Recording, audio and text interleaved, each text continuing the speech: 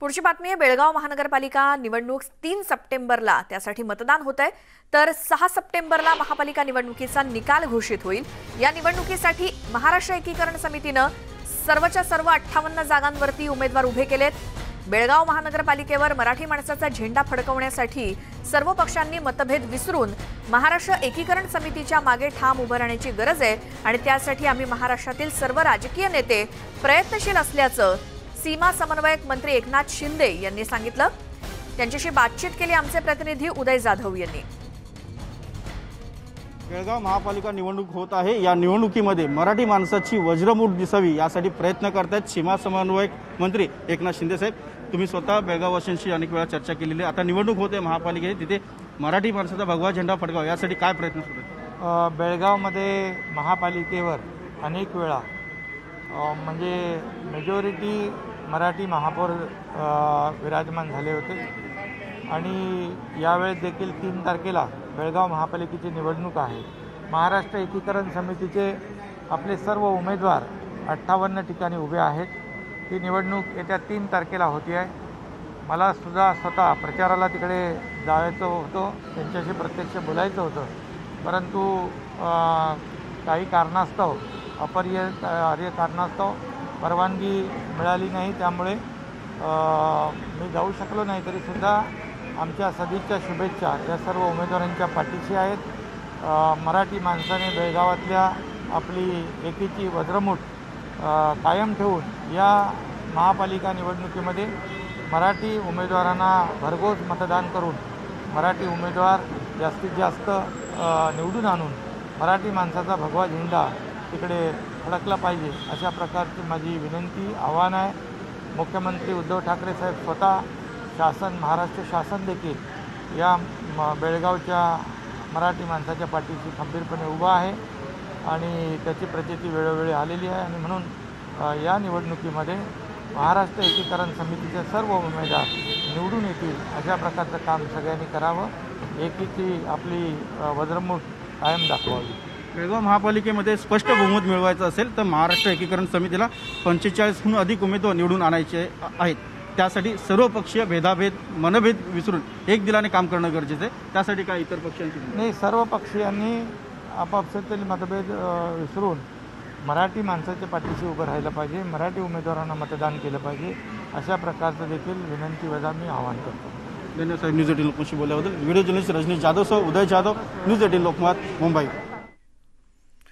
पुढची बातमी आहे। रत्नागिरी जिल्ह्यातील 13 कोविड केअर सेंटर आणि DCHC सेंटर प्रशासनानं ते बंद केलंय। तसंच शेकडो कंत्राटी पद्धतीवरती काम करणारे डॉक्टर, नर्सेस आणि इतर कर्मचाऱ्यांना कार्यमुक्त करण्यात आले। त्यामुळे कोरोनाचा 3ऱ्या लाटेच्या उंबरठ्यावरती आणि ऐन गणेशोत्सवाच्या पार्श्वभूमीवर आरोग्य यंत्रणेवरती प्रचंड ताण येण्याची शक्यता आहे। जिल्ह्यात कोरोनाचा धोका अजूनही कायम आहे। गणपतीसाठी लाखो चाकरमानी जिल्ह्यामध्ये येतात, अशावेळी अचानक रुग्ण वाढले तर त्यांना ठेवणार कुठे असा प्रश्न सध्या ऐरणीवर आहे।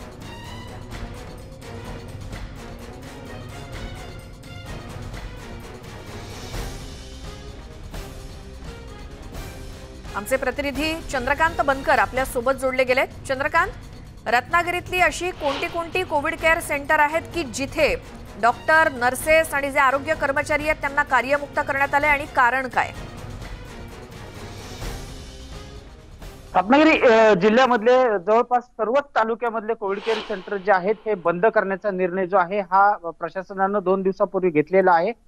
खेड असेल, चिपळूण असेल, गुहागर असेल, संगमेश्वर असेल, रत्नागिरी, राजापूर या सर्व तालुक्यामधले जे कोविड सेंटर आहेत हे बंद करण्यात आलेले आहेत। जवळपास 13 कोविड केअर सेंटर जे आहेत हे परवाच्या दिवशी अचानक बंद केले। खेडमध्ये देखील 2 कोविड केअर सेंटर आहेत, त्यामध्ये रुग्ण देखील होते आणि त्या रुग्णांना जे आहे ते शासकीय कळमणी उपजिल्हा रुग्णालयामध्ये किंवा नगरपालिकेच्या दवाखान्यामध्ये त्यांना रातोरात शिफ्ट करण्यात आलेलं आहे आणि त्याच्यामुळं जे कंत्राटी पद्धतीवर जे काम करणारे जे डॉक्टर्स होते, नर्स होते, या सर्वांना कुठलीही पूर्वकल्पना न देता अचानक कार्यमुक्त केलेलं आहे। शासकीय तिजोरीवरती आर्थिक ताण पडत असल्याचं काही सांगितलं जाते, मात्र अधिकृत बोलण्यासाठी या ठिकाणी अधिकाऱ्यांनी नकार दिलेला आहे। महत्वाचं म्हणजे गणेशोत्सव तोंडासमोर आलेला आहे, काही दिवसावर आलेला आहे आणि लाखो चाकरमणी जे आहेत हे या गणेशोत्सवात कोकणामध्ये येतात. रत्नागिरी जिल्ह्यातला कोरोनाचा धोका जो आहे हा अजूनही गेलेला नाहीये. 1000हून अधिक रुग्ण जे आहेत हे या रत्नागिरी जिल्ह्यामध्ये ऍक्टिव्ह रुग्ण आहेत.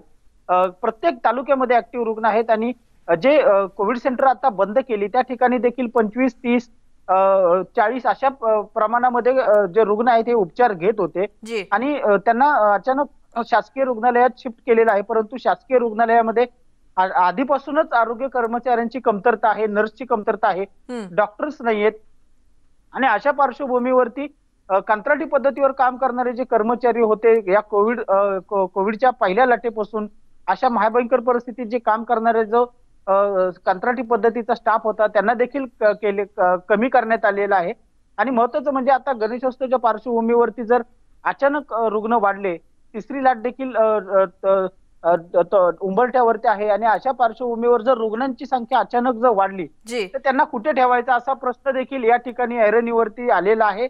आणि महत्वाचं म्हणजे जिल्हा प्रशासन एका बाजूला निर्बंध घालत आहे, कोरोनाचा प्रसार रोखण्यासाठी जनतेला आवाहन करत आहे, पण दुसऱ्या बाजूला कोविड शेड बंद करून नेमकं काय निष्पन्न करण्याचा प्रयत्न जो आहे हा शासनाचा आहे हे मात्र सर्वसामान्य लोकांना कळत नाहीये. आणि एका बाजूला आरोग्य कर्मचाऱ्यांची मोठी कमतरता आणि त्यात कंत्राटी पद्धतीवरती रुजू असलेला स्टाफ देखील त्यांनी कमी केलेला आहे. त्याच्यामुळं आता आरोग्य यंत्रणेवर मात्र मोठा ताण येण्याची या ठिकाणी शक्यता जी आहे ही निर्माण झालेली आहे. कारण जे कोविड केअर सेंटर चालू होते जे कोविड पॉझिटिव्ह रुग्णांसाठी ते एक वरदान होतं, त्या ठिकाणी सोयी सुविधा होत्या, मात्र आता त्या सर्व बंद केलेल्या आहेत. आणि अचानक जर कोविड सेंटर पुन्हा सुरू करायचं म्हटलं तर पुन्हा सगळी यंत्रणा उभं करण्यात कित्येक दिवस, कित्येक महिने लागण्याची पुन्हा शक्यता आहे. त्याच्यामुळे आता आरोग्य यंत्रणा जी आहे ही आता खरोखरच व्हेंटिलेटरवर जाते की काय असा प्रश्न देखील आता या ठिकाणी उपस्थित आहे. पहिल्या लाटेच्या वेळेला ज्यांनी काम केलं होतं कंत्राटी पद्धतीवर त्यांना देखील अचानक कार्यमुक्त करण्यात आलं होतं. आणि दुसऱ्या लाटेच्या वेळेला ज्या वेळेला एका बाजूला ऑक्सिजनची कमतरता, कर्मचाऱ्यांची कमतरता, डॉक्टर्सची कमतरता ज्या वेळेला भासत होती त्यावेळेला प्रशासन हे वारंवार आवाहन करत होतं की तुम्ही कोविड योद्धा म्हणून शासनाला सहकार्य करा. आणि आता ज्या वेळेला त्यांनी त्या ठिकाणी कामावरती रुजू झाले, आपापल्या नोकऱ्या सोडून त्या ठिकाणी त्यांनी कामं केलेली आहेत आणि त्यांना देखील आता कामावरनं कार्यमुक्त केल्यामुळं आता तिसऱ्या लाटेच्या पार्श्वभूमीवरती ते पुन्हा शासनाच्या आव्हानाला प्रतिसाद देतील काय, पुन्हा येऊन कोविड योद्धा म्हणून काम करतील काय. बरोबर आहे. अशा पद्धतीनं जर पूर्वकल्पना न देता त्यांना कार्यमुक्त केलं जात असेल तर अर्थात त्यांच्याकडून भविष्यात सहकार्य कितपत मिळेल हा देखील प्रश्नच आहे. चंद्रकांत, आपल्या सोबत स्वप्नील घाग आपले प्रतिनिधी आहेत. स्वप्नील, इतर तालुक्यांमधली काय स्थिती? आता रत्नागिरी जिल्ह्याचा जो मृत्यू दर आहे तो 3% वरती असताना, रोजच्या रोज रुग्णसंख्या देखील वाढत असताना अशा प्रकारचा निर्णय म्हणजे चमत्कारिकच म्हणावा लागेल. नक्कीच होता, कारण संपूर्ण कोकणामध्ये अशा प्रकारचे आदेश देण्यात आलेले आहेत आणि या आदेशाची अंमलबजावणी ऑलरेडी सुरू झालेली आहे. सिंधुदुर्ग, कोल्हापूर आणि रायगड या भागामध्ये अनेक जे कर्मचारी आहेत त्यांना कार्यमुक्त करण्यात आलेलं आहे. मात्र रत्नागिरी जिल्हा हा रेड झोन मध्ये असल्यामुळे या ठिकाणी वारंवार कोरोनाची रुग्णसंख्या सापडते. त्याच्यामुळे जे कंत्राटी कामगार आहेत त्यांना कमी करण्यात येऊ नये असं आयुक्तांचं काल पत्र आल्याचं कळतंय. त्याच्यामुळे त्याच्यावरती विचार विनिमय सुरू आहे. मात्र असं असलं तरी यांना आज ना उद्या काढून टाकणार आहेत, ही एक महत्वाची गोष्ट आहे. त्याच्यामुळे इथले जे आरोग्य कर्मचारी आहेत कंत्राटी पद्धतीवरती यांच्यामध्ये आधीच नाराजीचा सूर आहे. संकट काळात जर आम्ही काम करत असतो आणि अशा वेळेला जर जेव्हा काम नसतं तेव्हा आम्हाला जर कमी करणार असतील तर मग ज्या वेळेला सरकारला गरज आहे, शासनाला गरज आहे किंवा लोकांना गरज आहे त्यावेळेला आम्ही जीव धोक्यात टाकून काम करत असतो आणि आयत्या वेळेला जर आम्हाला काढून टाकणार असेल तर आम्ही केलेल्या कामाचा फायदा काय असा प्रश्न निर्माण होतोय. प्रत्येक तालुक्यामध्ये आता सध्या कोरोनाचा रुग्णसंख्या ही कमी प्रमाणात असली तरी सरकार एकीकडे म्हणते की तिसरी लाट येण्याची शक्यता जास्त आहे, लहान मुलांना धोका आहे. असं असताना आहे ते कर्मचारी कमी केले आणि उद्या जर तिसरी लाट आली, कोरोनाचा प्रादुर्भाव पुन्हा वाढू लागला तर मग पुन्हा धावपळ करणार कशी आणि ही सगळी यंत्रणा उभी करणार कशी? कारण आता जे कर्मचारी आहेत ज्यांना कमी करण्याचा विचार सुरू आहे किंवा ज्यांचे आदेश काढलेत हे सगळे कर्मचारी आहेत हे अनुभवी आहेत. 2007च्या आधीपासूनचे काम करणारे लोक आहेत आणि तेव्हापासून हे सगळे प्रत्येक स्थानिक लेवलला काम करत इथली आरोग्य व्यवस्था सांभाळत आहेत. मात्र अचानक ह्या अशा पद्धतीचे जर निर्णय येऊन यांना कामावर कमी करण्यात येत असेल तर मग भविष्यामध्ये ज्या वेळेला गरज लागेल त्यावेळेला काय करायचं बरोबर. असा प्रश्न आहे. सध्या चिपळूणमध्ये रुग्णसंख्या कमी आहे, 94 रुग्ण आहेत. गुहागरमध्ये 89 रुग्ण आहेत. दिवसाला 2-4 रुग्ण असे सापडतात. त्याच्यामुळे सध्या तरी आरोग्य व्यवस्थेवरती ताण नाहीये. मात्र संभाव्य परिस्थिती लक्षात घेता कोरोनाची जर लाट पुन्हा आली तर ह्या संपूर्ण परिस्थिती पूर्ण चिघळण्याची शक्यता आहे. गणपतीचा सण आता सुरू होतोय, काही दिवसातच येतोय. अशा पार्श्वभूमीवरती लोकांच्या आरोग्य ज्या सुविधा आहेत, चेकिंग आहेत, ह्या आता पुन्हा सुरू होतील. अशा वेळेला आरोग्य कर्मचारी कुठून आणायचे हा देखील प्रश्न निर्माण होतोय. बरोबर. आरोग्य यंत्रणा ह्या सगळ्यामुळे भांबावून गेलेली आहे, गोंधळून गेलेली आहे. मात्र वरिष्ठ पातळीवरून असे निर्णय काय घेण्यात येत आहेत हा मोठा प्रश्न आहे. जी स्वप्नील, चंद्रकांत बनकर आपले प्रतिनिधी सुद्धा आपल्या सोबत आहेत. चंद्रकांत, एकतर तुम्ही जसं मगाशी म्हणालात की जे कोविड सेंटरमध्ये जे काही उरले सुरले पेशंट होते त्यांना उपजिल्हा रुग्णालयामध्ये शिफ्ट केलं आणि कोविड सेंटर बंद करण्याचा निर्णय झालाय. मात्र जर भविष्यामध्ये न होऊन रुग्ण वाढलेच तर मग हा सगळा ताण झेलण्यासाठी ते उपजिल्हा रुग्णालय तितकं सज्ज किंवा सक्षम आहे का? आपण एक महत्वाचं लक्षात घेतलं पाहिजे की कोविड सेंटरमध्ये जे कंत्राटी कर्मचारी भरले होते त्यांना तर कमी केलेलं आहेच, परंतु आरोग्य विभागामध्ये NRHM अंतर्गत काम करणारे जे 80 नर्स आहेत रत्नागिरी जिल्ह्यात त्यांना देखील कामावरून कमी केलेलं आहे. आता जे कोविड सेंटर बंद केले त्यातील जे उपचार घेत असलेल्या रुग्णांना त्या परिसरातल्या उपजिल्हा रुग्णालयामध्ये दाखल केलेलं आहे. मात्र त्या ठिकाणी देखील आधीपासूनच कर्मचाऱ्यांची कमतरता आहे आणि त्यांना सपोर्टिव्ह स्टाफ जो होता हा कंत्राटी पद्धतीचा होता.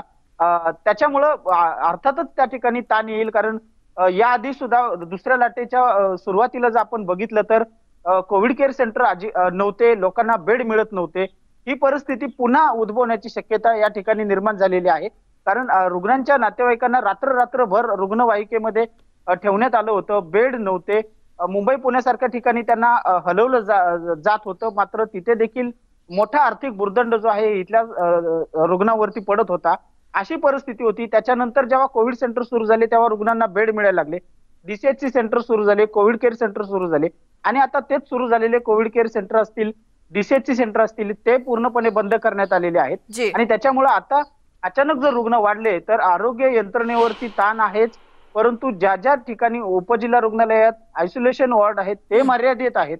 60-70 काही ठिकाणी 20 काही ठिकाणी 15 अशा प्रकारे जे आहेत हे अवेलेबल बेड आहेत आणि त्या ठिकाणी जर मोठ्या संख्येने जर असे जर रुग्ण तिसऱ्या लाटेच्या उंबरठ्यावरती वाढले किंवा गणेशोत्सवाच्या पार्श्वभूमीवर वाढले तर मात्र रुग्णांचे हाल जे आहेत हे निश्चित बरोबर. हा सगळा प्रश्नच एक प्रकारे. चंद्रकांत आणि स्वप्नील दोघांचेही धन्यवाद या सगळ्या माहितीसाठी. रत्नागिरी जिल्हा हा रेड झोन मध्ये असून मृत्यूदर हा 3% वर असून सुद्धा आणि रोजच्या रोज काही ना काही रुग्ण समोर येत असताना सुद्धा प्रशासनाने जो काही निर्णय घेतलाय कोविड केअर सेंटर बंद करण्याचा, अर्थात त्याचं कारण असं सांगितलं जातंय की सरकारी तिजोरीवरती आर्थिक ताण येतोय आणि म्हणून ही कोविड सेंटर्स बंद करण्यात आलेली आहेत. अर्थात याचे परिणाम काय दिसतायत हे आपल्याला जिल्ह्यामध्ये येणाऱ्या काळात दिसतीलच, मात्र रुग्णांवरती त्याचा विपरीत परिणाम होऊ नये इतकीच इच्छा आहे. या बातमीसोबतच वेळ झाली एका छोट्याशा ब्रेकची. पाहत राहा सकाळच्या बातम्या.